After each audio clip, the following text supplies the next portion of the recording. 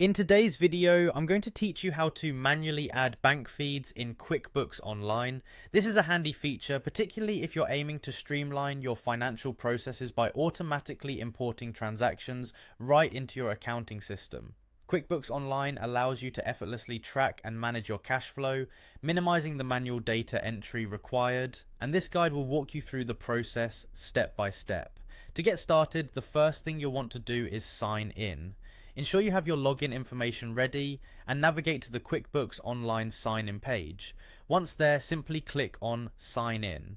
If you don't have a QuickBooks account, you'll need to set one up by following the on-screen instructions for creating a new account. Next, select the option for QuickBooks Online.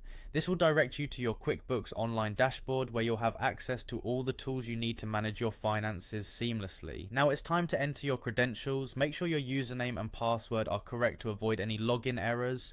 Double check these details before clicking Continue. Once you're logged in successfully, you're ready to add your bank feeds. Now let's head over to the next part. You'll want to navigate to the Bank Transactions tab in your QuickBooks dashboard.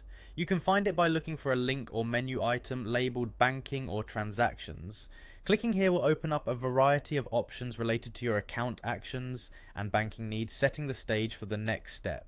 Once you're on the Bank Transactions page, look towards the top right corner for the Link Account button. It might be a little tricky to find at first, but it's usually prominently displayed.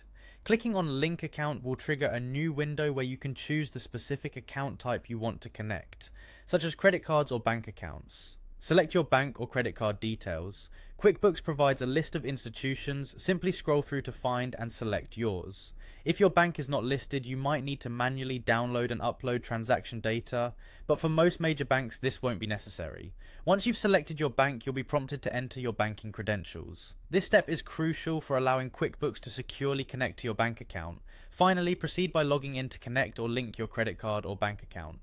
This process might take a few minutes, but it's essential for QuickBooks to authenticate and establish a direct connection with your bank.